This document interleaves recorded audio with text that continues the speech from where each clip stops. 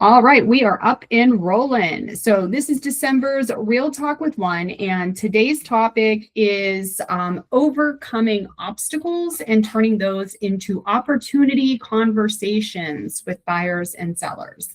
So we always encounter obstacles no matter what season that we're in, but in the months of November, December, January, and February, we seem to have more obstacles than opportunities.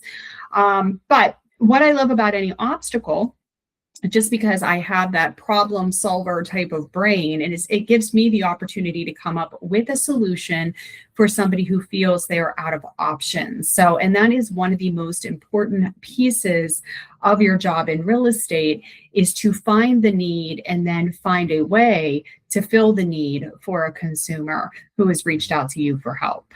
So I really want to concentrate on buyers and sellers specifically, although we know that there are a bunch of different categories in between: residential, commercial, condo, there's renters, there's investment, but we're going to keep it simple, just kind of buyers and sellers to start us out. And we're going to talk about the most common obstacles that you are hearing from your clients. Okay.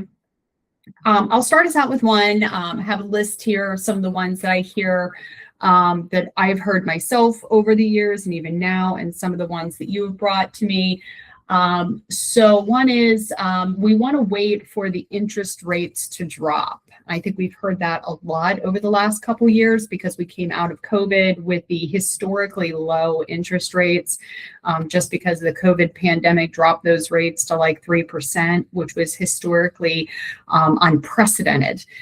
So those who had seen those interest rates drop and then watched them correct back up to the 6s and 7s that we are today, those buyers are still waiting for those interest rates to fall. So how do we take that when a buyer says they're waiting for the interest rates to soften? How do we turn that into an opportunity instead of an obstacle? Would anybody like to jump in with ideas?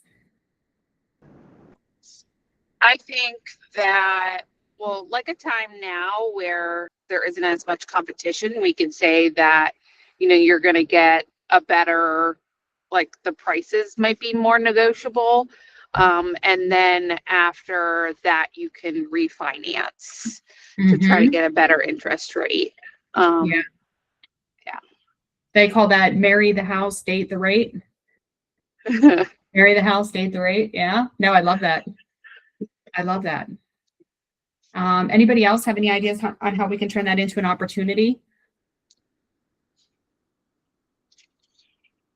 No? My answer that I got here is I totally understand everybody wants the best rate. The good news is that when rates drop, buyer competition spikes. So you're actually going to be paying more for a property when the interest rates go down. So right now you're in a position to negotiate, get seller help, and refinance later when the interest rates come down. So very similar to what Rebecca said. Very, very similar. Anybody else have a obstacle that they want to discuss? Anybody? It could be an obstacle for any reason. Buyers, sellers, during the negotiation phase. What kind of obstacles are we hitting? I guess the one that I most recently hit, which I've talked to you about, is when the appraiser comes back with all these repairs that need to be done, and then the seller may think, oh, well, let me terminate, like they don't want to go through with it anymore. They want to then fix those things and then try to get more money for their property. Yeah. Yeah. And we do need to, call a spade at that point, and I think we have that conversation of, well, let's look big picture on this, that yes, that's absolutely your right to do so. You can, say, I'm not fixing anything. The seller can't terminate, but the seller can say, hey, I'm not fixing anything, and then have the contract terminate. But understand the flip side of this is you're still going to have to make those repairs. And when the home goes back on the market, the perceived value of the property does automatically go down. And sometimes the perceived value of what the market value is will far exceed the repairs that you have to put into the property. The flip side of that, when talking to a buyer who then has a seller that does not want to make the repairs, is, yes, we do have some repair concerns. The seller is, resistant to make these repairs. So we may have to make repairs on the property because it's your loan, it's your responsibility. There's nothing in the contract that says the seller must make those repairs. It just says that the buyer has the right to ask for those repairs to be done. So even though you are required to do those repairs and you haven't closed yet, you are putting time, effort, and money into your future home, and therefore building your own sweat equity in the home before the day you even close. So having those conversations. A lot of time, the obstacle is just about getting two people to communicate and see common ground, where you can say, okay, Mr. or Mrs. Seller, if you cover the cost of materials, the buyers are willing to perform the repairs. Maybe they have a dad or an uncle or somebody that is a great handyman or has a handyman company. If you pay for the materials, they will pay for the labor. And then sometimes you can find some common ground in the middle. Those are always difficult conversations to have. Good morning, Belle. Good morning. How did it play out for you, Rebecca? I never got an update on how it actually played out. So what we ended up doing is I asked the buyer's agent, who's Gina, to see if they could reduce their seller's assist, but keep the purchase price the same. So that way the seller would end up netting a little bit more. So that way it would kind of, because the buyer didn't want to pay for the mold repair or remediations, because if they paid for it and then it still didn't end up, closing, they were worried about losing that money. But this way, by doing it in their loan and reducing their seller's assist, if they will only end up paying for it if it ends up closing. So it just gives $1,500 more towards, the seller to basically compensate for some of those repairs.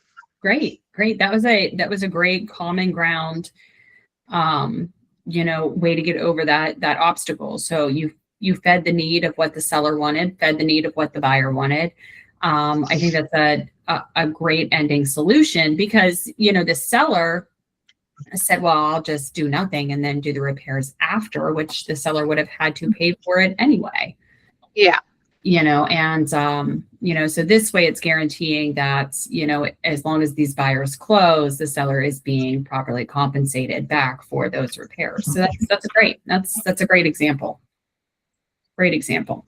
Belle, I know you can't talk, so if you have any buyer or seller objections or obstacles that you've encountered recently that you're encountering now that you'd like to discuss, go ahead and throw those in the chat, and then I'll read them out for you. Who else has an obstacle that they've been through recently or that they're going through now?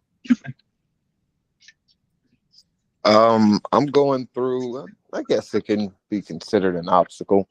So I have this property in New Brighton that's been under contract for a few months now. Mm-hmm. It's been contingent upon the buyer getting a mortgage, and they've been going through a lot of different things. I'm on the seller side, but they've been going through a lot of different things on their end. Luckily enough, the buyer agent has been real communicative and everything. She's been letting me know everything that's going on. So we're good on that end.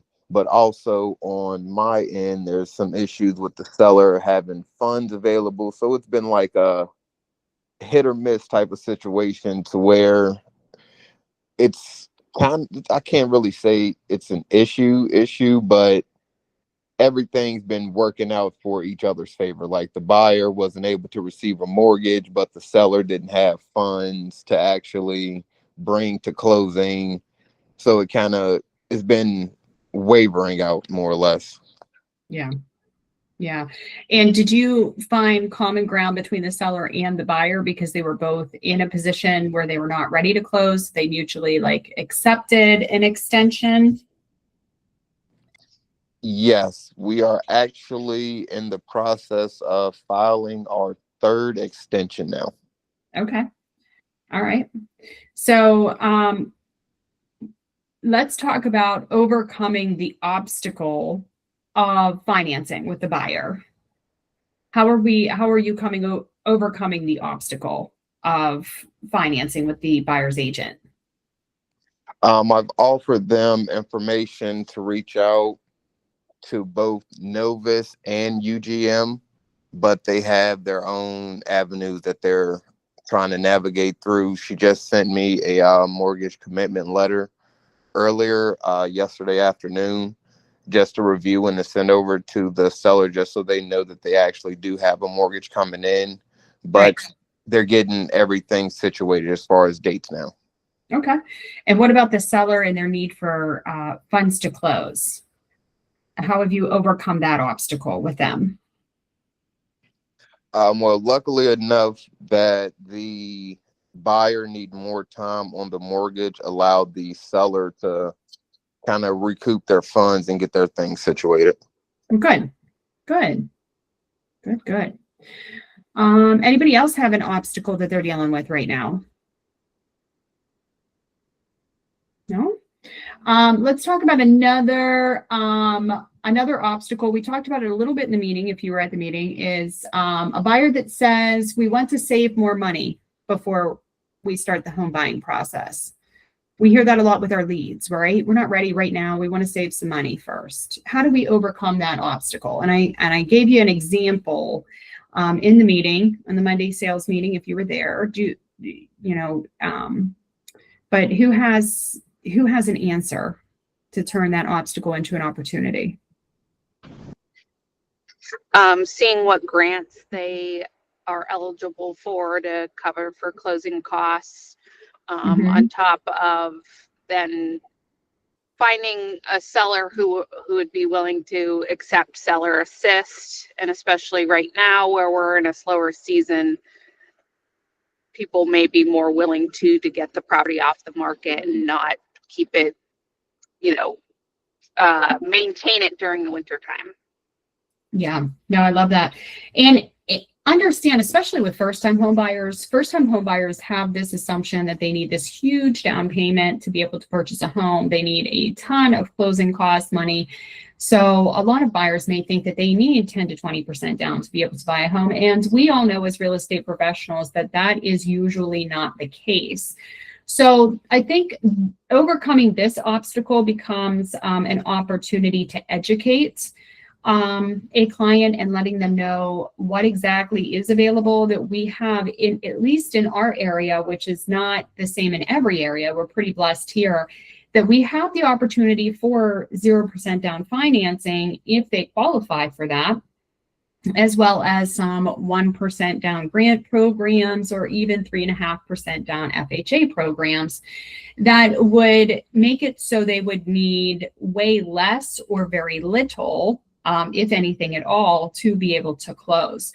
So this would be a really good opportunity to educate. Every obstacle that we encounter has some type of need or emotion attached to it. So when we talk about overcoming obstacles, it's just a matter of understanding the need, understanding the fear behind a client, and being able to solve that need or fear.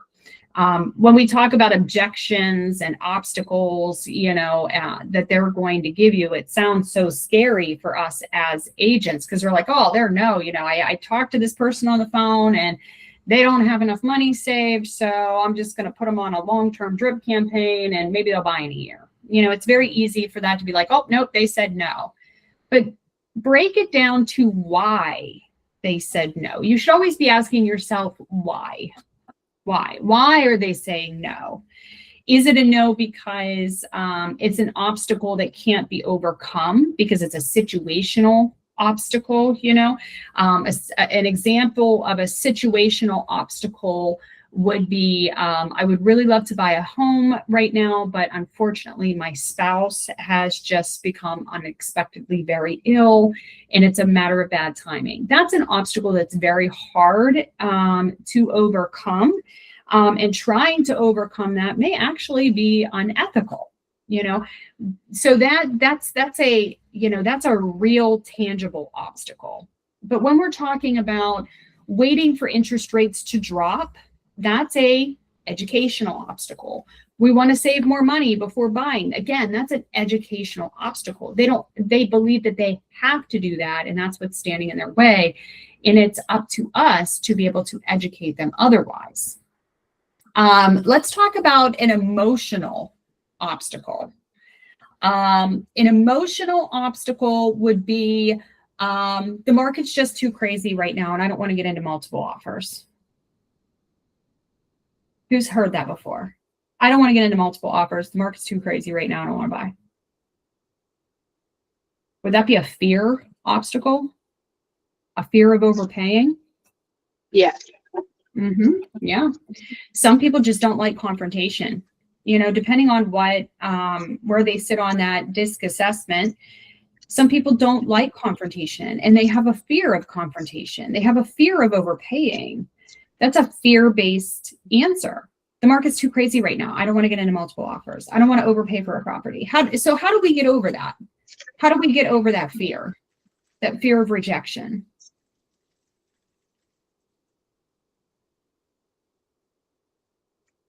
Would you set it that we have like the escalation clause so they can set a limit? Try to be proactive in properties so that way,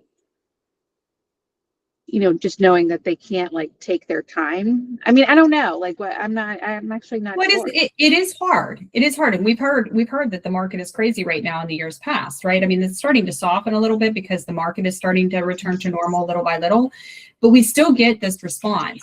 My claim to fame response when I've heard this over the years is telling people, hey, well, what we're going to do is we're going to approach the market and we're going to look under where you need to be, not at where you need to be. So if your pre-approval is for $200,000, we're going to look at homes for $150,000.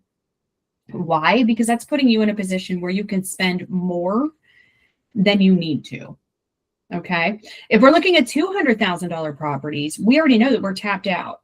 So the people that have pre-approvals for $250,000 are going to outperform you at every turn. But if we're looking below where you need to be, that puts you in a very unique position to be able to pull the trigger on something quickly and to be able to put those at terms that you're comfortable with, because you are not spending at the height of what you need to spend. You're being conservative.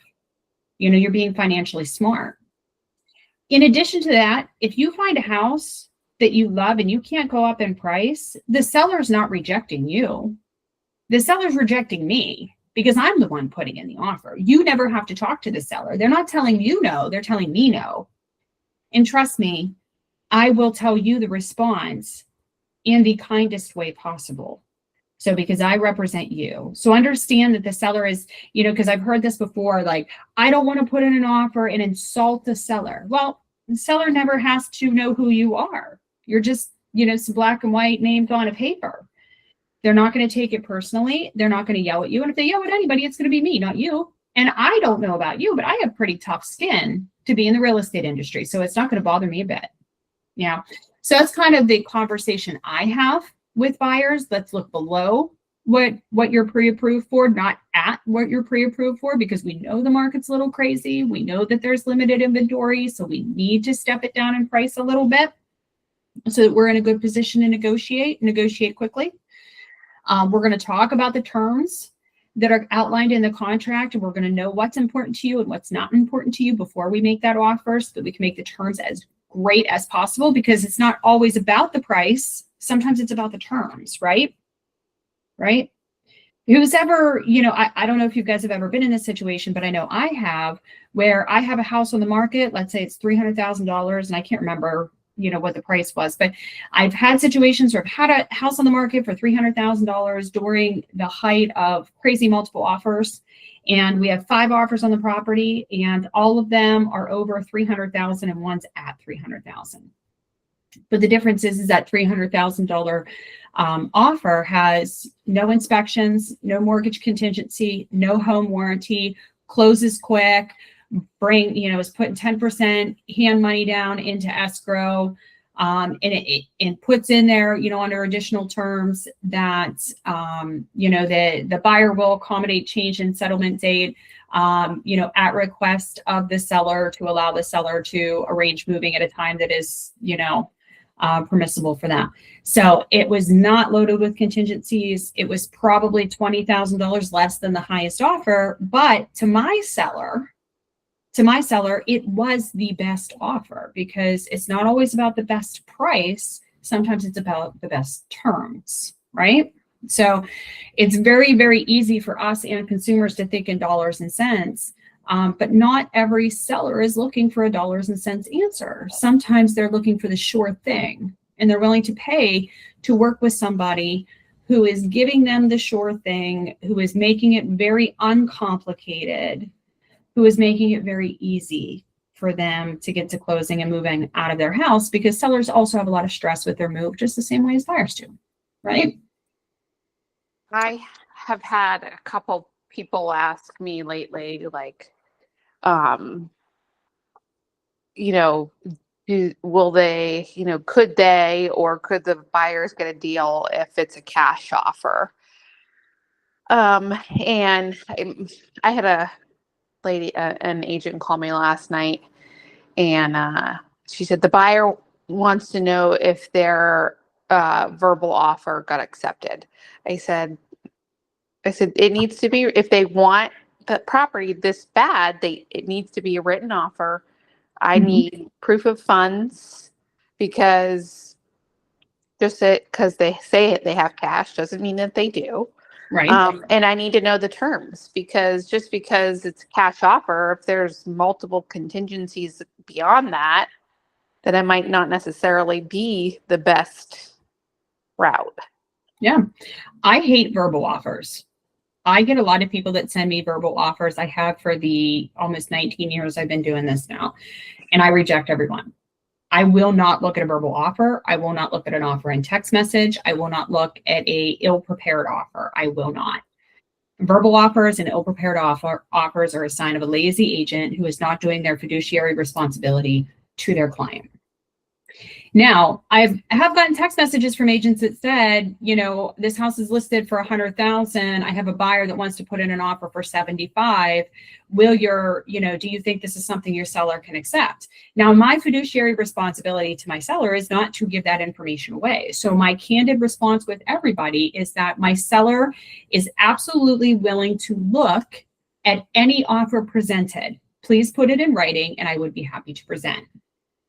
I don't talk to the seller about it. I don't go back to the seller and say, will you look at an offer for 75? Like, it doesn't matter, because the seller is going to ask, well, is it cash or financing? Are they getting a home inspection? Are they getting a pest inspection? When do they want to close? All of these things, and I'm not going to have the answer.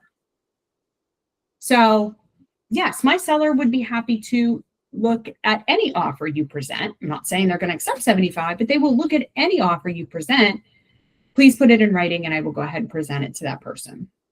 And then I will tell my seller, listen, I got a text message. Looks like we have a buyer interested. I do not have the offer in hand yet, but I have asked them to prepare one. So just so you know, it's coming. So yeah, I do not, Rebecca, I'm the same way. I do not accept verbal offers in any manner. Anybody else have that? Any experience with it? I have a question. Yeah. About that. Okay, so what in the situation when, what about the situation when you're dealing with investors that want to put in lowball offers? Mm-hmm. Can Write you the offer. Write the offer still? Write the offer. Yeah. Okay. I used to be the queen. I used to joke with my investor clients, because they would come to me and they'd say, okay, this house is listed for, you know, 75,000 and I would have put it in an offer for 30. Will you write that? My answer is yes. The answer always must be yes. If you represent a client, your offer, or that you writing the offer, regardless of what it is your fiduciary responsibility. So the first rule of fiduciary responsibility is what? I've said this 100 times. Anybody know the answer? It's one word. Obey. Obedience. Yes, obedience. And it sounds terrible. Now, disclosure, like I always give you, do not obey to break the law or work in an unethical manner. Do not obey to break the law or work in an unethical manner. But your fiduciary responsibility is to obey, which means that you can talk through and advise your client like, hey, it's listed for 75 and offer of 30 is probably not going to get accepted. So let's talk this through a little bit to see if you want to increase that offer, because you could get to a situation where maybe the seller would have accepted 50 and maybe your threshold is 50, but then you pee him off so bad with your crappy offer that he doesn't even want to look at any more offers from you. And that's his right. So I would have that conversation with people. But if they were dead set on doing it at 30, I rate it at 30. And I would tell them, listen, I am the queen of shitty offers. They're not telling you no, they're telling me no. So I will write it because that's my job. Do I think it's going to get accepted? Hell no. Do I think it's the wrong move? Absolutely. But if that's what you want, that's what I will deliver. So I will write it up. So absolutely write it up all the time, because again, it's not always about the price. Sometimes it's about the terms. So let's go backwards to what Charlie was saying. Like, what if these investors want to put in a really crappy offer? Let's say that the seller looks at that offer and says, oh, it's cash, it's no inspections, they want to close in 3 weeks. They have the proof of funds, they're willing to put, excellent amount of hand money down. I love everything about the offer, but that price. And normally if it was stacked and loaded with contingencies, maybe they would just reject it and say, don't talk to us ever again. But the only thing that sticks out like a sore thumb is the price. You may actually get a response back that says, can't do it for 30, but I'm willing to come down to 60. And then that opens the negotiation window where you can come back from your client and say 35, and then you know how it goes. And the seller says 60 and your buyer says 40, and and then you land on 50, So I've had that situation happen 100 times, but write that offer. Writing that offer, getting that over to an agent shows that your client is serious about the terms in the contract. It allows them to open up those lines of communications, and it shows that you are an agent who knows what they're doing. Never a verbal offer. Never, never, never, never. Please, for the love of God, no verbal offers. Anybody else on the verbal offers? No? Did that answer your question, Charlie? No, that was actually perfect. Thank you. I go on and on. All right. Let's hit some seller objections, because we all get seller objections when we talk to them on the phone or when we're going in for a listing presentation. Does anybody have a seller objection they'd like to start us out with? What are you hearing from the sellers that aren't listing? Price. Price. I want a price that's higher than you suggested, right? So how are you responding to overpriced houses? They're just going to sit, and if you have to make reductions, then people are going to question, Yeah. how Yeah. well the home is, like I mean, the condition and what's wrong with it. Yeah, so here's how I would handle that and turn that into an opportunity. And it's going to do one of two things. Either you're going to educate the seller, because again, it all comes back down to the need. So you're either going to educate the seller on what is happening in the market, or by educating them, you're going to bring them down to your side of things. Okay, those are the two examples that happen most often. Sometimes we get into situations where we just cannot talk to the seller. The seller just doesn't want to listen to anything that we have to say, and there's no resolution to it. But again, we need to take it back to we have this obstacle, we have this roadblock. in our way, what put the roadblock there, right? What put it there?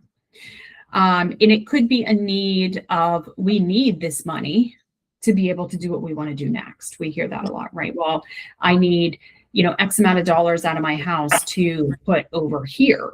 Okay.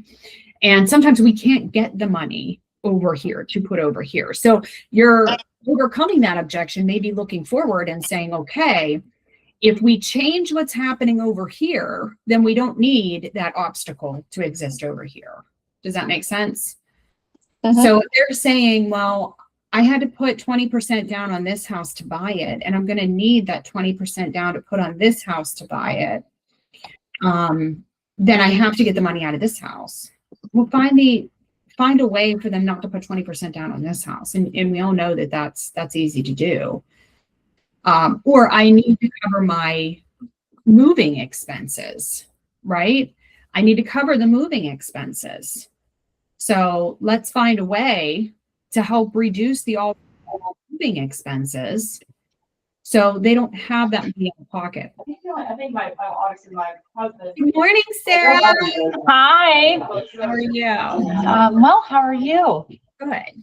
We're just talking about overcoming obstacles. Oh, and tis the objections. season for that. Yes, it is.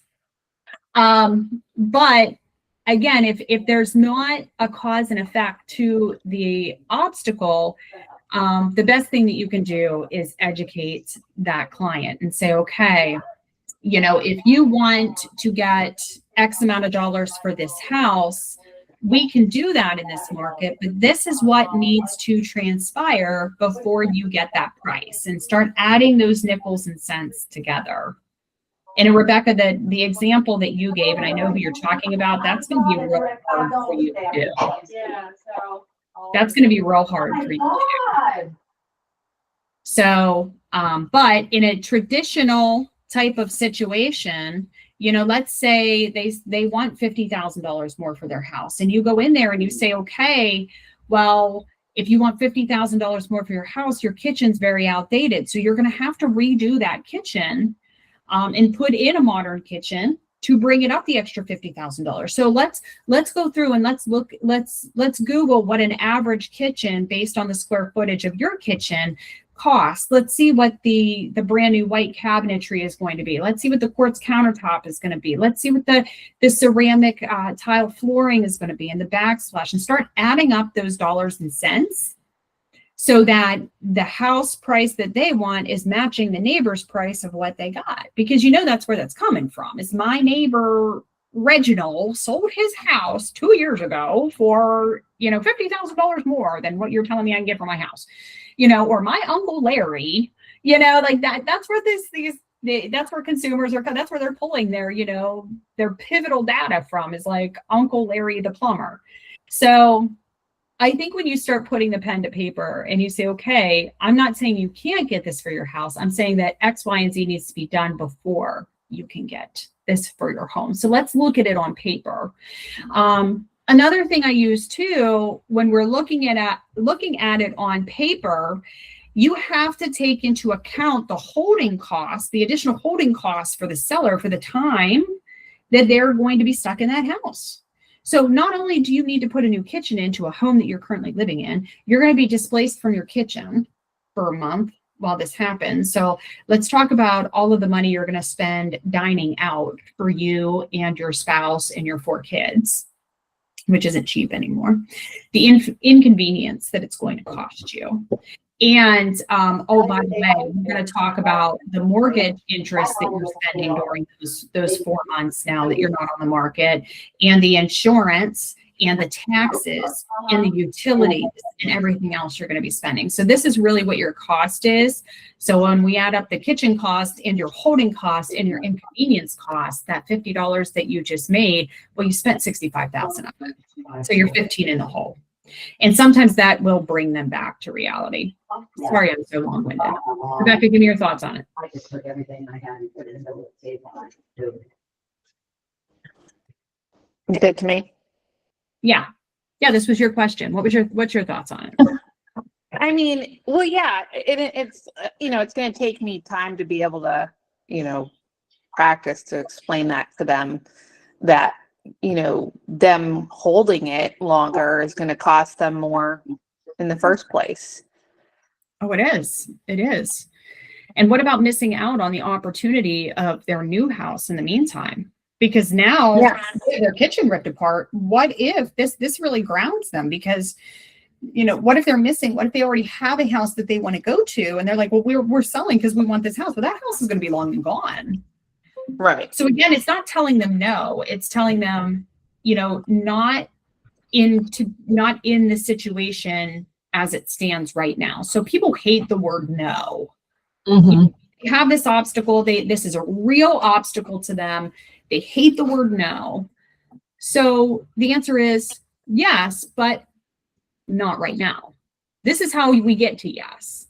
And if you're going to have to, you're talking to the seller, like the seller's going to have to get to the yes. Like the answer is yes, but X, Y, and Z has to happen for you to be there. And this is what could or could not transpire between now and then. So you want that $50,000 more, that's fine. We'll do that. This is what you're going to do in the meantime. And this is what could happen if you don't. Right. You could miss out on the house.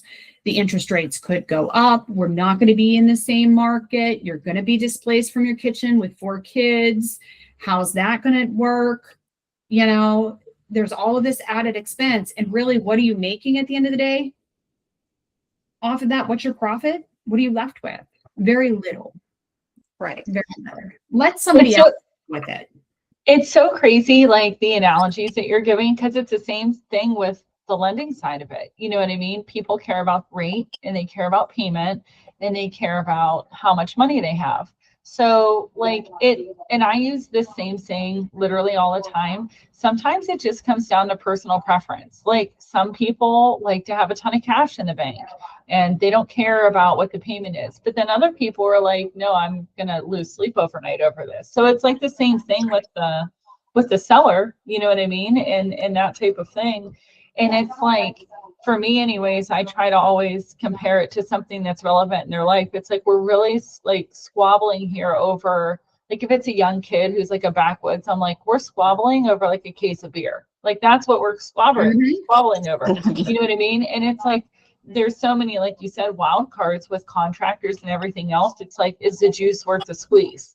Like, is it worth it to go through all that chaos for really, I mean, nothing, Yeah. Well, a lot of people don't understand how much their time is worth their money. So when you put it into terms where they can truly understand, like with the kitchen example, $50,000, you got to update the kitchen. Your kitchen was put in, and I get it. It was only put in 1996, and you're a 50-year-old individual. So 1996, I mean, at least to me, does not feel like that long ago. I mean, to all of you, it may, because you guys are much younger. But to me, it does not feel like that long ago. The older you get, the more time, seems, less relevant. But in today's market, a 1996 kitchen, I can tell you because I have one in my house, is not a great selling point. There is just oak as far as the eye can see in 1996 constructed homes. It's just oak everywhere. It's not really popular right now, but helping them understand how that's going to upset their personal life and how the logistics of it is going to work is a lot of times to get them, over that. Well, I need to have, like, okay, you can do that, but this is also the cause and effect. Or we can just, sell it the way it is and let the next buyer do it, because then you've already moved somewhere else. That buyer hasn't moved in yet, and they can update the kitchen. And it's not going to upset anybody's life, Sarah, I'm glad you're on. We were talking about obstacles with buyers. Let me get back into my notes here. We were talking a little bit about common obstacles with buyers. We're going to wait for the interest rates to drop. I'm sure you've heard that a gazillion freaking times. We all hear like, oh, I want to wait for the interest rates to come down, because they think we're going back to COVID times with like 3% interest. And we're not. I can't hear you. You muted yourself. Story of my life. No. We'll honestly, like, we'll be lucky to go back to even high fours, like mid to high fours.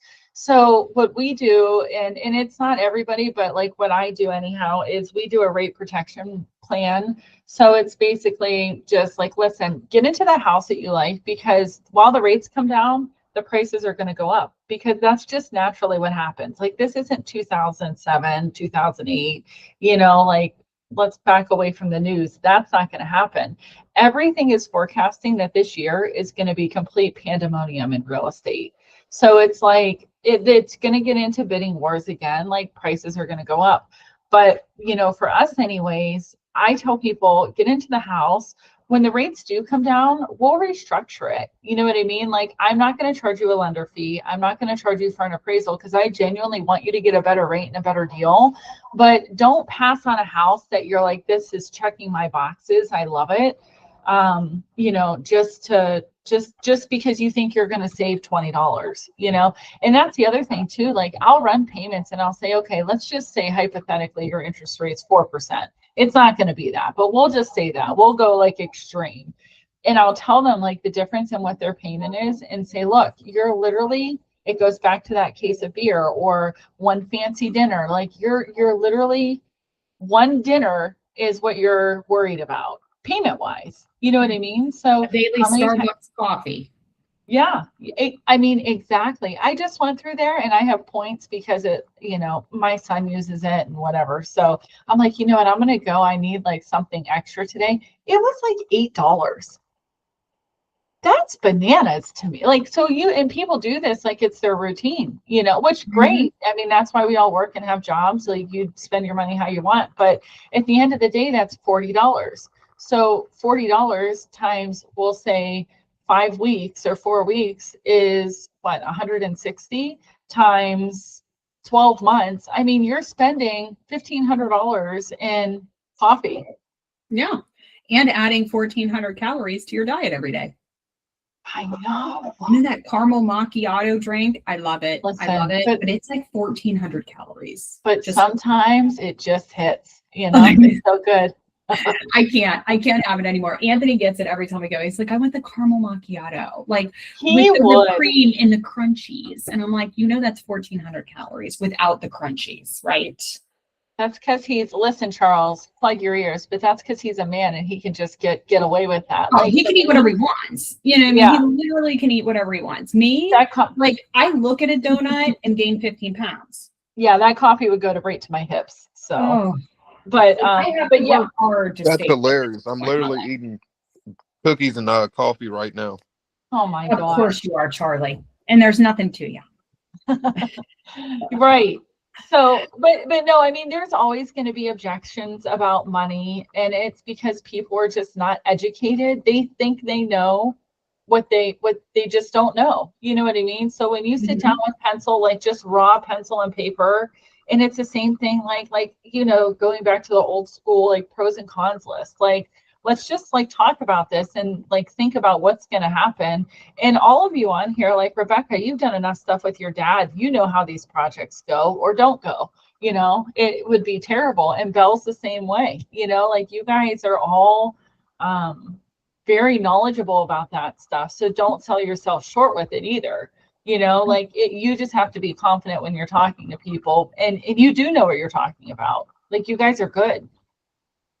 I mean, sometimes these construction sites just open up Pandora's box, because you take the sink out and you find that the plumbing's rotted, and then you take the base out and you find, oh yeah, the plumbing's rotted and it's been leaking through the floor. Now the floor's rotted, and then you go in and the joist is rotted, and then you know what I mean. So it just becomes this rolling, Pandora's box, where it's like, okay, this $10,000 repair is now $15,000, and now it's $18,000, and the contractor ran off with the deposit, and now it's $20,000. I mean, especially at this time of year too. I mean, you have to also, things can get delayed. I mean, the weather, you know what I mean? I mean, we're doing repairs right now. My sister's doing repairs, and she has to rely on someone else to do all the painting work. And that is just gonna, it he's just a slower worker. He's like, oh, I'll just do it when I want. There's not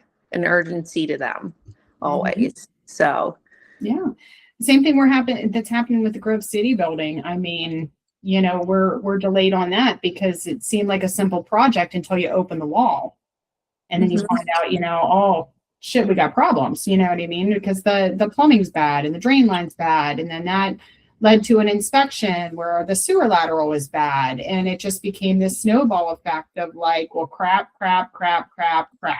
and you can't just cover it up because well, yeah, it's functioning now, but this isn't going to hold for another 6 months. So why cover it and then have to dig it up again later on and have to undo what you just did? So sometimes the sellers are going to be no different. Now, I'm not saying not to disclose any of this. I mean, you do want the seller to do their best to know what's going on in the property, but we all know how things can roll. And once it starts rolling downhill, it's really hard to control. In addition to that, we can talk about with, seller repairs and stuff like that. I mean, we got to make sure there's no mechanics liens. They're going to get questioned on mechanics liens. One of the questions for title is, have you made any significant repairs in the last 6 months? So we would want to advise our sellers on that as well. They're going to have to keep accurate records of this. We're going to have to show proof of payment. They're going to have to, maybe have the contractor sign on a no mechanics lien, for the title. So these are additional steps that a seller who is not well versed in flipping houses would need to do.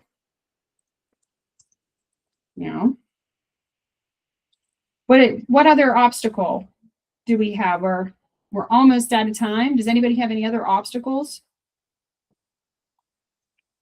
Any objectives that they're getting?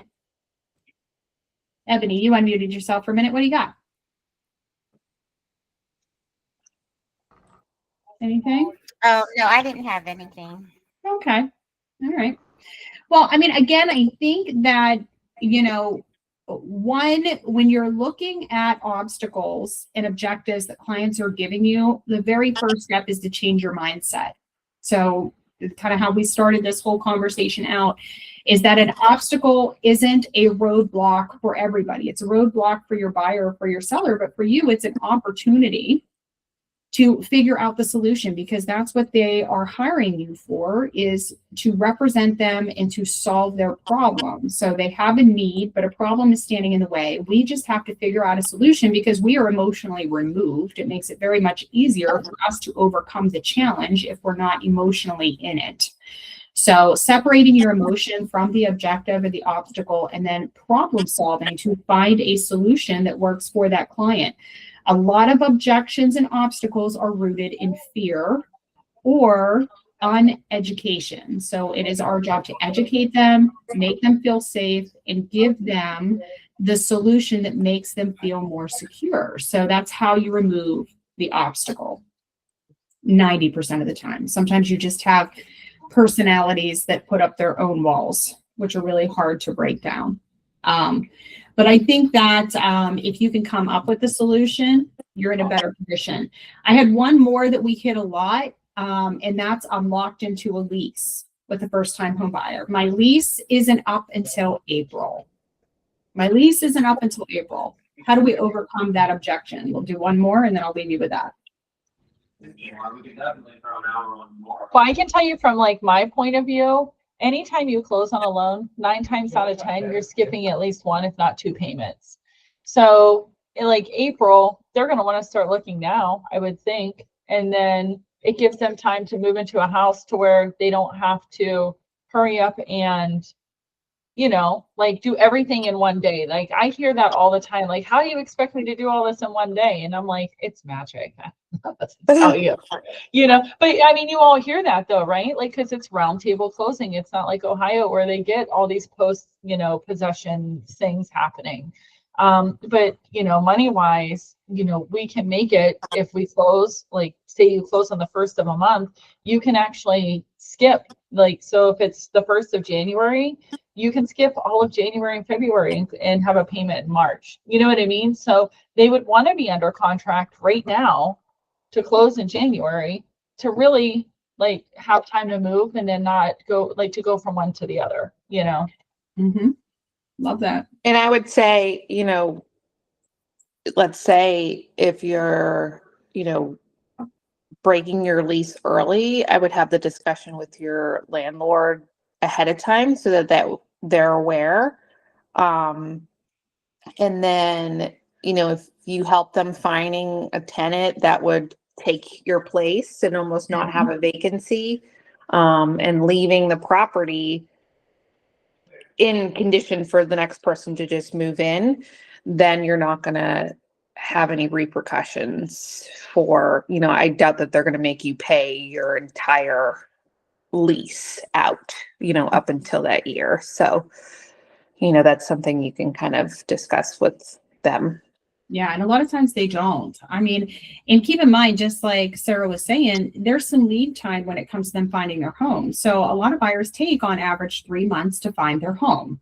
So you're 3 months before that. And you're right. If you are stacking it with, your lender and making sure that you're communicating and writing your offer as such, they may have, a month and a half, a 2-month gap where payments are not due.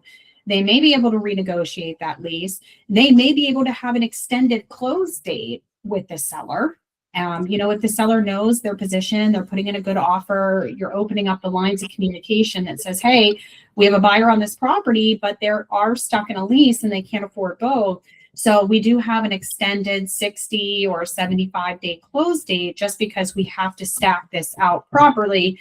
They're willing to put more down in hand money, or maybe they're willing to put in more favorable terms or pay a little bit more for the property if we can extend out that close date. So those are all some opportunities for you to overcome objections. So, all right, that's the last question that we had, the last obstacle that we have time for. But does anybody have any questions, comments, anything they want to add before we wrap it up for today's Real Talk? Sometimes your gut instinct is right. Yes. Love that. Always go with your gut. Mm-hmm. Always go with your gut.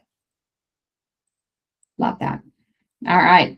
Well, thank you guys for being here. As always, I will stay on the line in case anybody has more private things to discuss before I jump off. But if I don't see you today, have an amazing day, and I love you all.